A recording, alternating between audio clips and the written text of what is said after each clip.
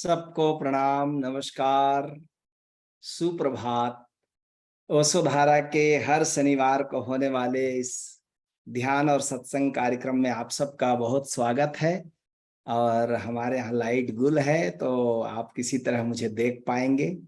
Light आ जाए तो ठीक, नहीं आए तो और भी ज्यादा आप आनंद ले सकते हैं। तो चलिए शनिवार के इस प्यारे से सत्संग की शुरुआत करते हैं आपके कुछ प्रश्नों से। फिर आज हम लोग ओशो की आवाज में एक ध्यान करेंगे, ठीक है? तो एक प्रश्न पूछा है बबीता ने कि स्वामी जी, मेरे पति वैसे तो अच्छे हैं लेकिन रोज शराब पीते हैं। मैं मना करती हूं तो एक दिन या 2 दिन मानते हैं लेकिन फिर पीते हैं। वे आपका सत्संग भी सुनते हैं, आप उनको बोल देंगे तो वो मान जाएंगे। प्लीज मेरे खातिर एक बार आप उनको उनको बोल दीजिए। ये बड़ा कठिन काम बबीता ने सौंपा है मुझे। नहीं, मैं तो नहीं कहूंगा, क्योंकि ये थोड़ा हिंसक वृत्ति है, किसी को बदलने की चाहत रखना। इसको आप समझो थोड़ा सा। हम किसी को क्यों बदलना चाहते हैं? उसके अच्छे आचरण के नाम पर, उसके हित के नाम पर, उसकी भलाई के लिए। ये जो बदलने की चाहत है, ये एक तरह का हिंसक व्यवहार है। आदमी को अच्छा बनने की स्वतंत्रता है तो बुरे बनने की भी स्वतंत्रता है। भारत में मैं पिछले 9-10 साल से समझ लीजिए जगह जगह शिविर के लिए जाता हूं, तो ये एक कॉमन समस्या है। पत्नियां पतियों को बदलने में पूरी जिंदगी लगा देती हैं। एक ही काम है उनका, एक ही उद्देश्य है कि वो जिस दिन से शादी हुई है, जैसे उनको ठेका मिल गया है कि वो पति के सब आचरण को बदल डाले। अब वो 20-25 साल उसकी आदत जो ढली है, उस आदत को अब ये 20-25 साल लगाएगी देवी जी, और पूरे बदलने के लिए अपना जोर लगा देगी। ये बात ठीक नहीं है।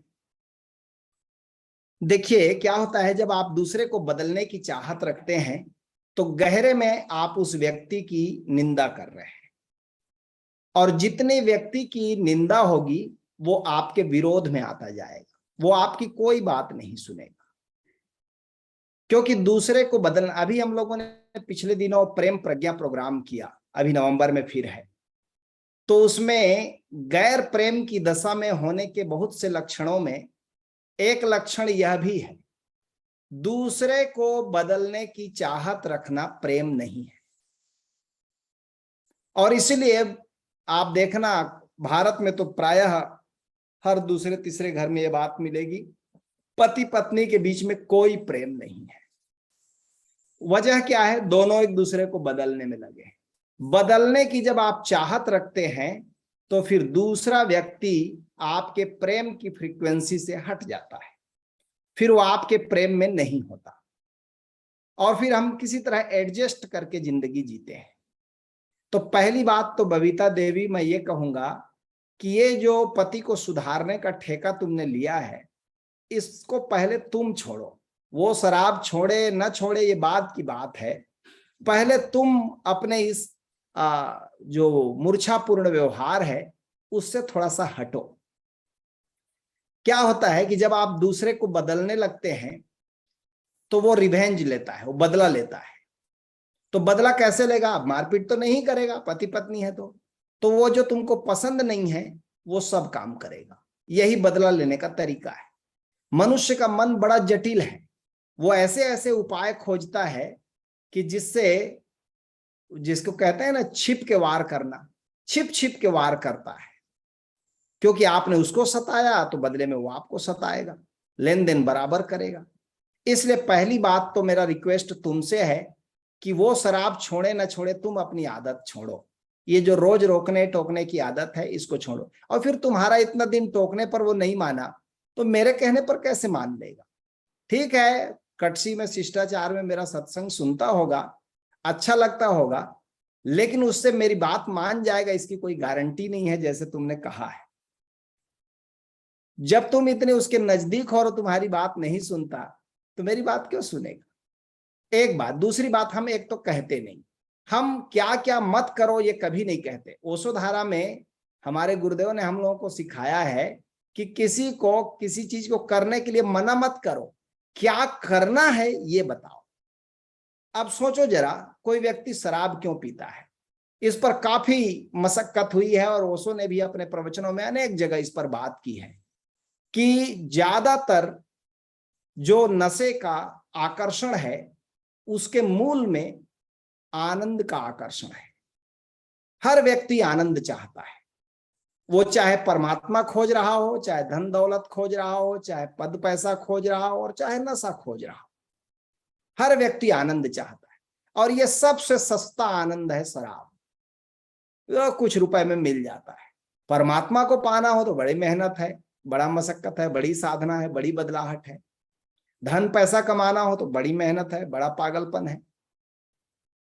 आनंद के सब रास्ते हैं, लेकिन खोज रहा है व्यक्ति गहरे में आनंद, सुख।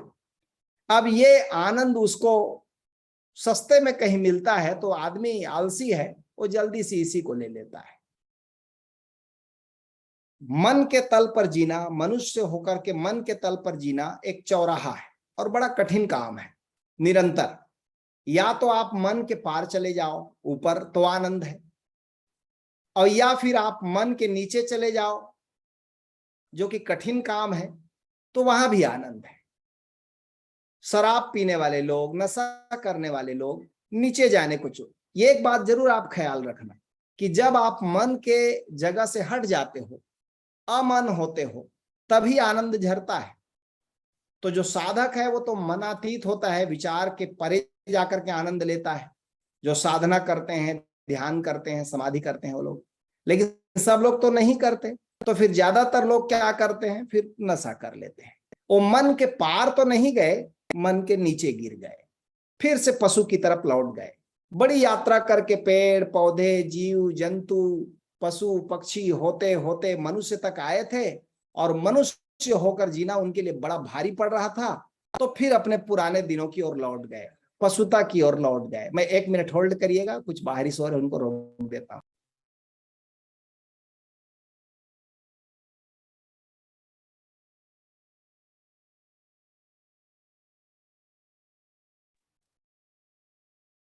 तो कुछ काम चल रहा है, उसकी बातचीत कर रहे हैं, तो मैं रिक्वेस्ट कर रहा हूं कि बातचीत नहीं करना है करके। ठीक है। तो दूसरी बात यह है कि ये जो शराब का नशा है ये इसीलिए आकर्षक हो गया कि ये मन के नीचे गिरा देता है आपको, फिर पशुता की तरफ लौटा लाता है। आप पशु हो गए फिर से, तो आप देखें पशु लोग निश्चिंत हैं क्योंकि उनके पास मन नहीं है। और यदि आप मन के पार गए तब आनंद है। तो मन के पार कितने लोग जाने का मेहनत करेंगे? कम लोग।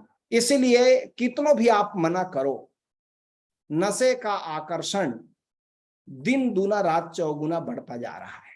और जैसे जैसे व्यक्ति मानसिक तनाव में जिएगा उतना नशे का आकर्षण रहेगा, क्योंकि मानसिक तनाव का सबसे सस्ता हल नशा है।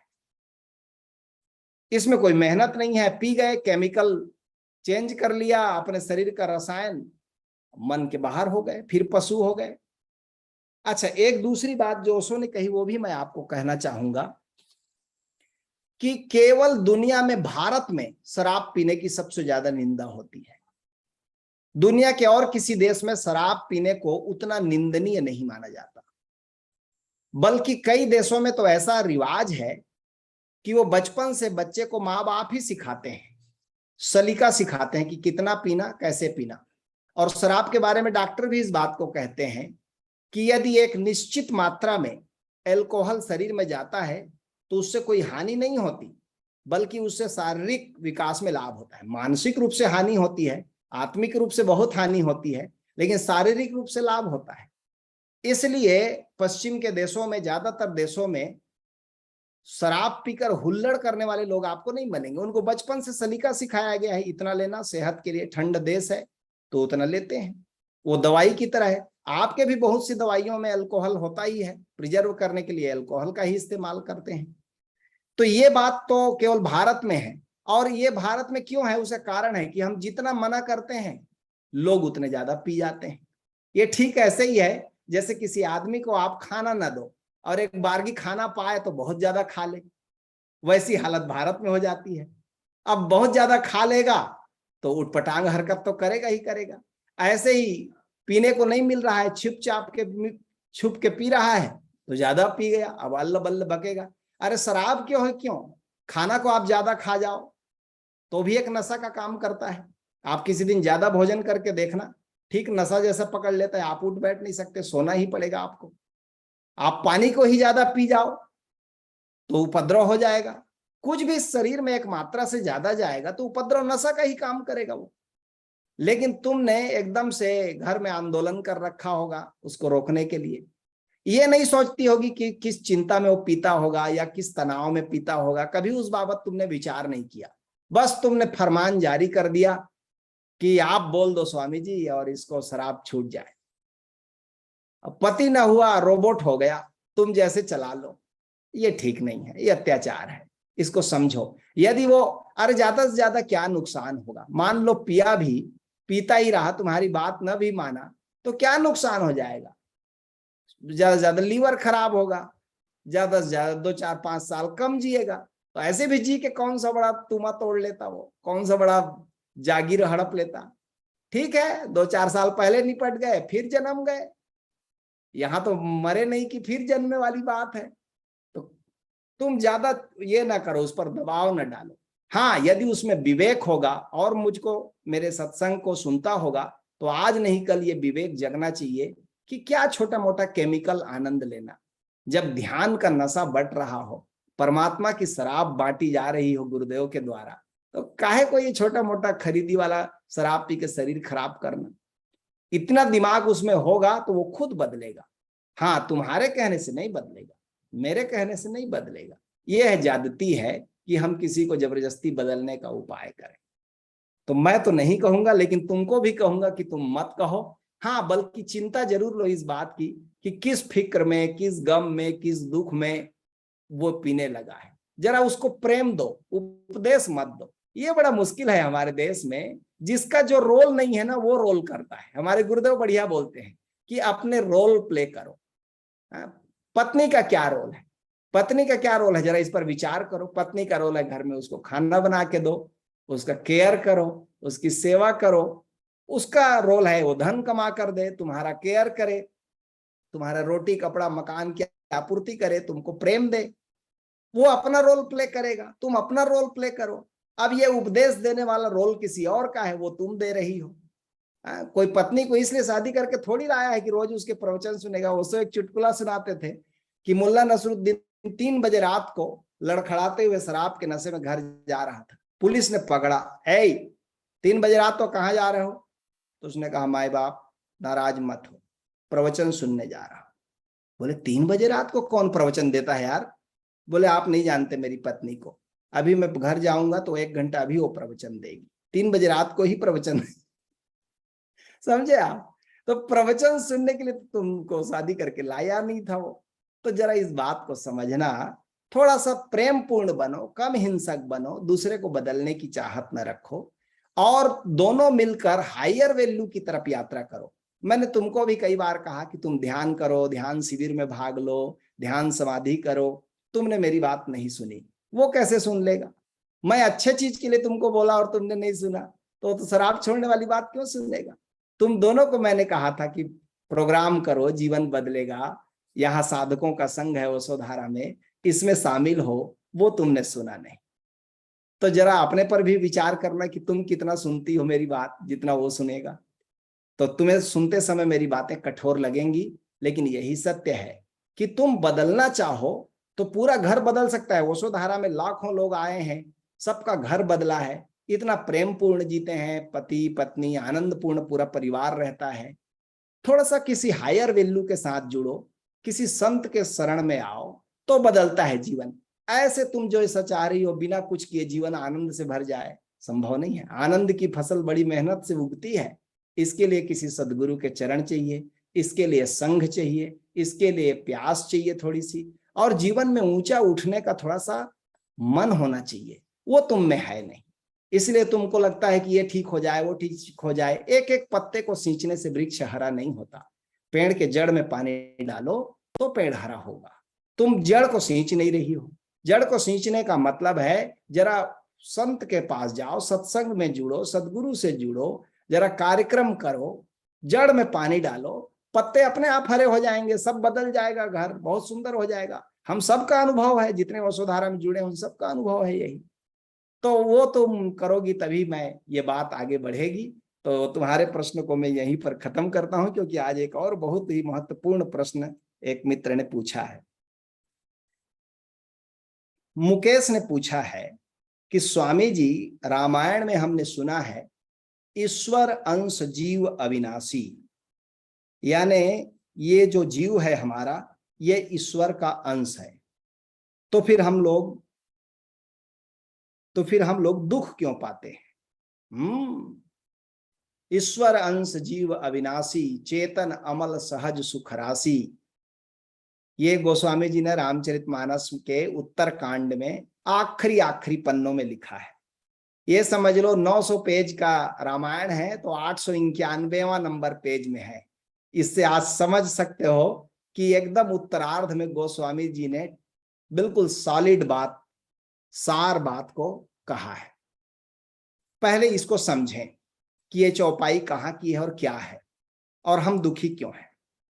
इसी चौपाई के आगे में उसका जवाब गोस्वामी जी ने दिया है। जिस आधे अंश को तुमने सुना है उसका पूरा अंश सुनो। कहते हैं कि काग भुसुंडी, रामायण के बाकी 6 कांड में तो राम की कथा चलती है, और 7वां कांड जो है रामचरितमानस का, गोस्वामी तुलसीदास जी ने उसमें अपने विचार रखने के लिए काग भुसुंडी और गरुड़ जी के संवाद को भी लाया है।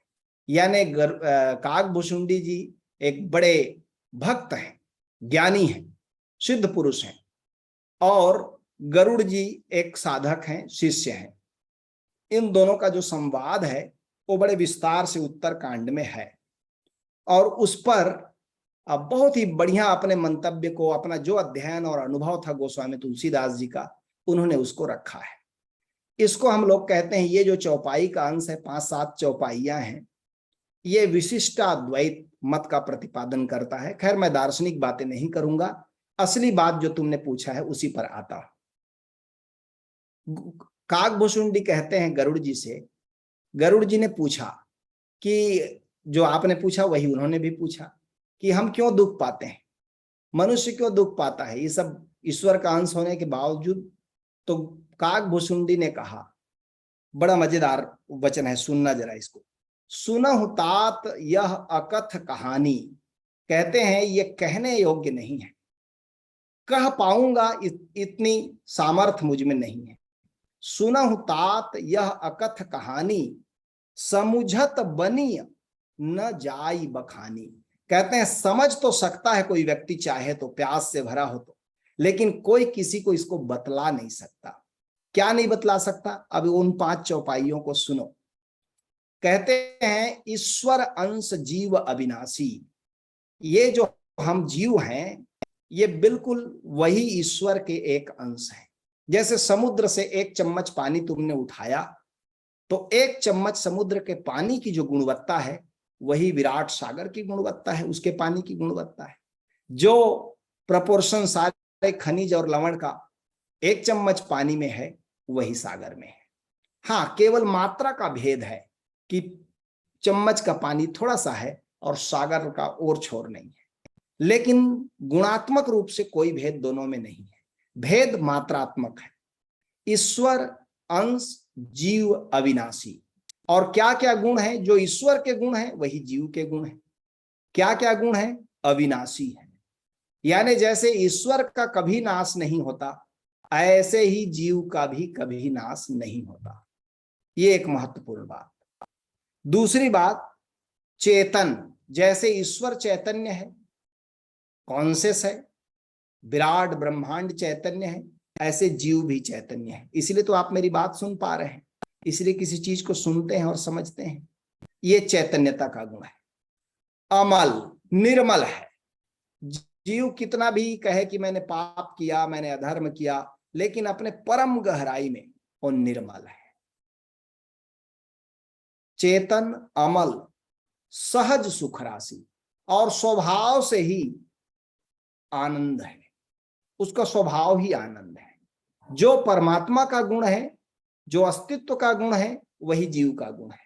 अविनाशी है, निर्मल है, सहज सुख राशि है। सहज ही आनंद उसका स्वभाव है।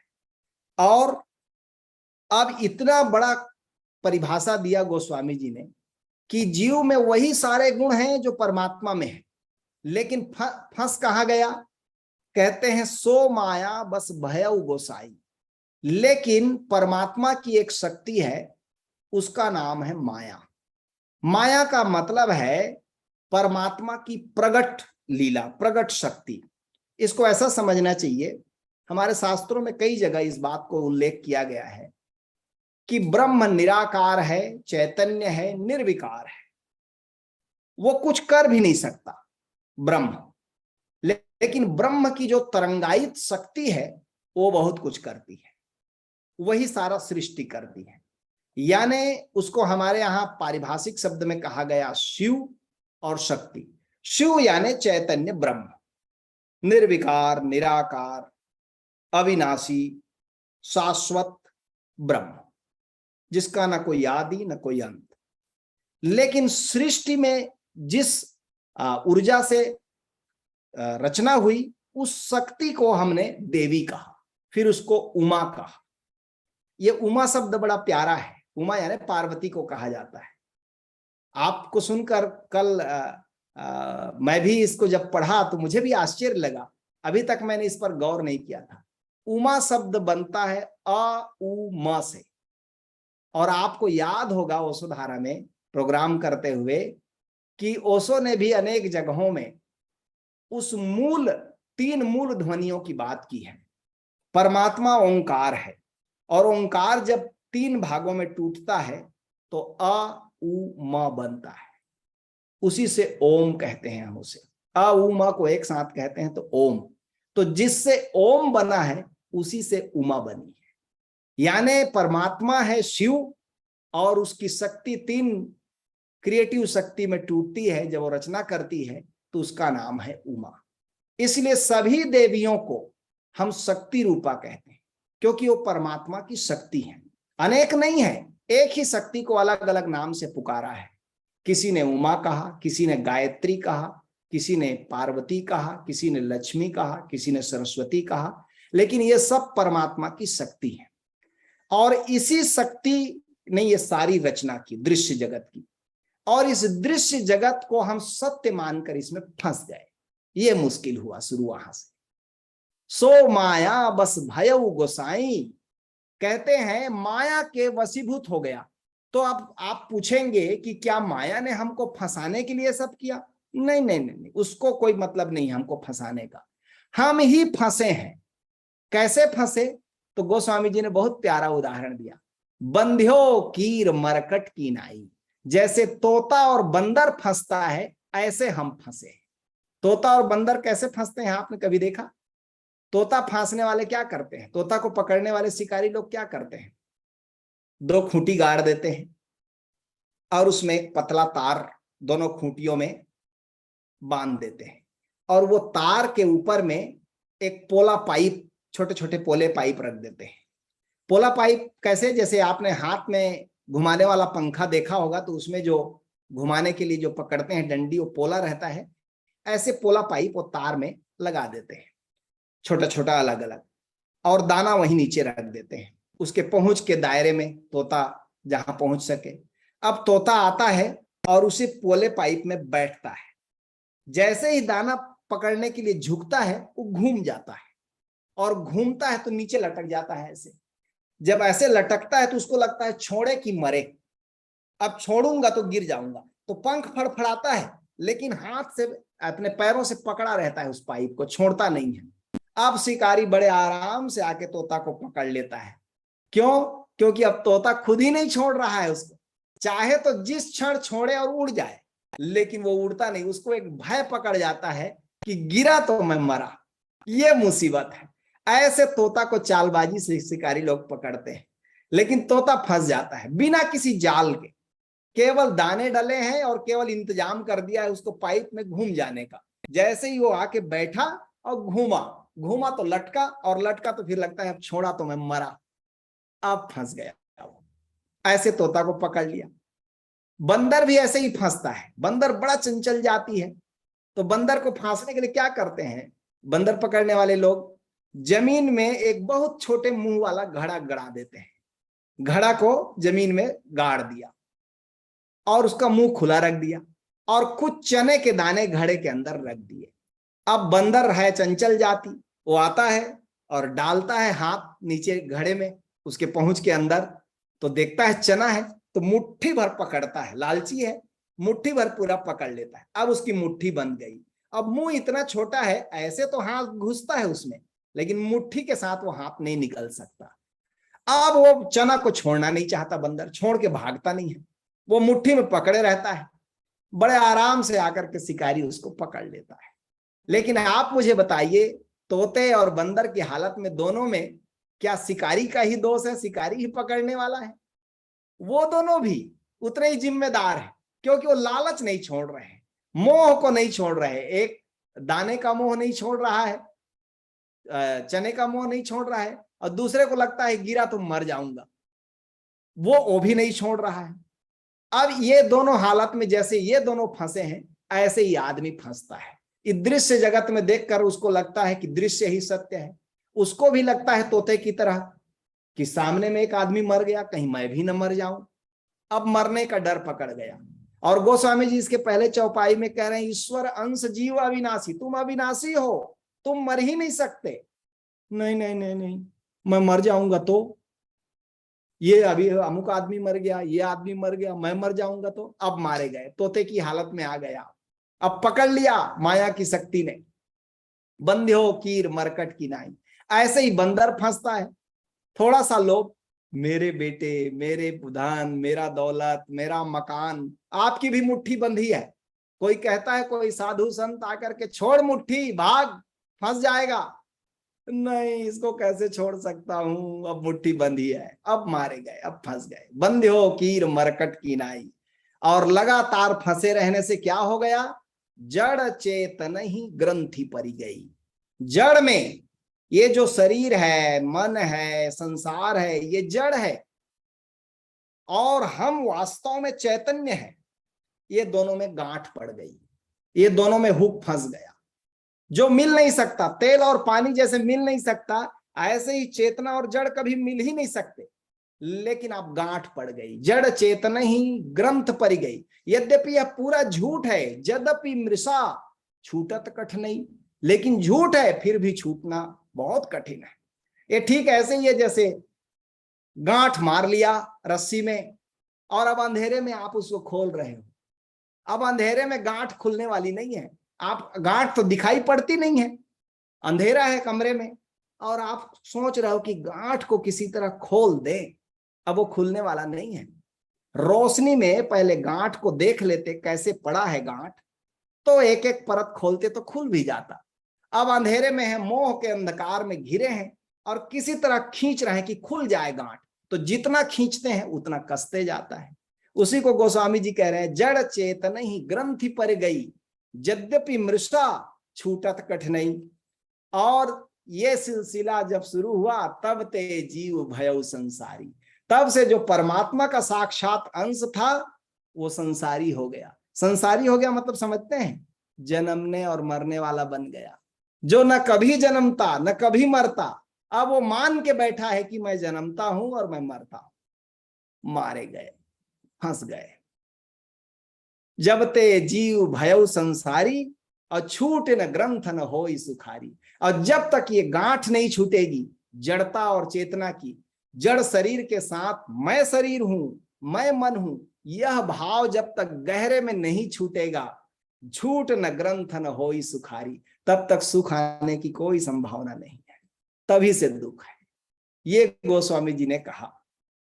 यद्यपि वो एक बात और भी कहते हैं कि श्रुति पुराण बहु कहे उपाय, वेदों में, शास्त्रों में, उपनिषदों में, धर्म ग्रंथों में इसको हटाने के बहुत से उपाय बताए गए हैं कि कैसे जड़ और चेतन का जो गांठ है वो छूट जाए, लेकिन छूट न अधिक अधिक अरुझाई, लेकिन छूटता है नहीं और अधिक उलझता चला जाता है। जीव हृदय तम मोह विशेषी, कहते हैं जीव के हृदय में एक गहरा अंधकार है, निद्रा है, मूर्छा है। इस मूर्छा के अंधकार में वो गांठ को खोलना चाहता है, इस मूर्छित अवस्था में वो गांठ को हटाना चाहता है। ये संभव नहीं है। ग्रंथ छूट किमि परई न देखी, गांठ छूटेगी कैसी जब दिखाई ही नहीं पड़ रही है। भाई गांठ को अलग करने के लिए देखना भी तो होगा, सो दिखाई तो पड़ नहीं रहा है। अस संजोग ईस जब करई तबहु कदाचित सो निरह रही, कहते हैं ऐसा कभी कोई संयोग हो जाए तो करोड़ों में कोई एक व्यक्ति छूटता है। क्या संयोग घट जाए, तो तुलसीदास जी ने बहुत सारा विस्तार से वर्णन दिया है। उसका सारांश यह है कि किसी व्यक्ति के हृदय में श्रद्धा पैदा हो, किसी सदगुरु का साथ मिले, साधना करे, जाग कर जिए, परोपकार में जिए, ये सब बहुत से साधन बताए हैं। और ये सब संयोग हो जाए तो एक बात मजेदार और कहते हैं कि कहत कठिन समुझत कठिन।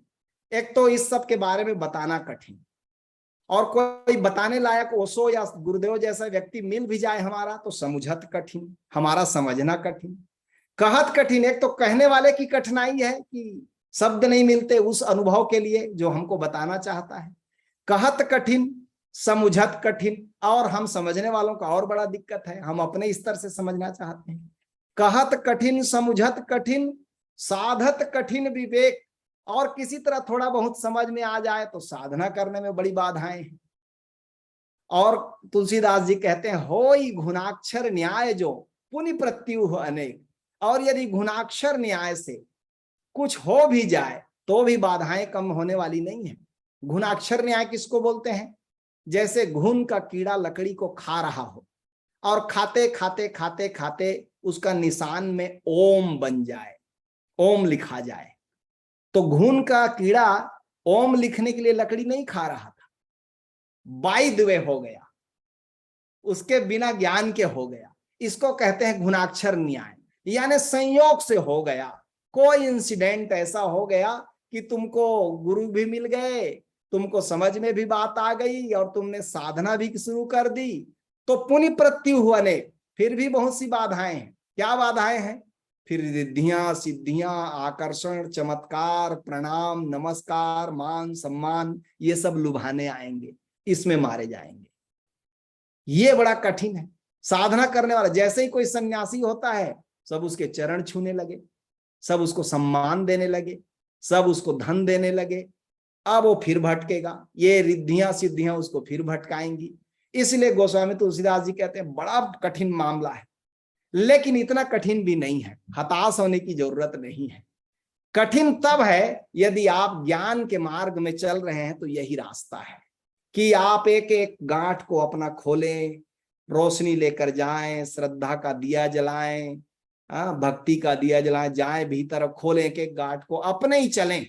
जैसे ओशो के हजारों सन्यासी चल रहे हैं ज्ञान के मार्ग पर, ओशो को पढ़ रहे हैं और अपना गांठ सुलझाने की कोशिश कर रहे हैं, वो होता नहीं है किसी का, बहुत मुश्किल है। दूसरा रास्ता क्या है भाई? इसलिए पहले रास्ते के बारे में काकभूसुंडी ने कहा, ज्ञान के पंथ कृपाण के धारा परत खगेश न लागई बारा। कहते हैं ये जो ज्ञान का रास्ता है ना, ये तलवार के धार में चलने के समान कठिन है। एक पैर इधर उधर हुआ कि मारे गए। परत खगेश न लागी बारा, एक पैर भी इधर उधर पड़ गया तो गए काम से।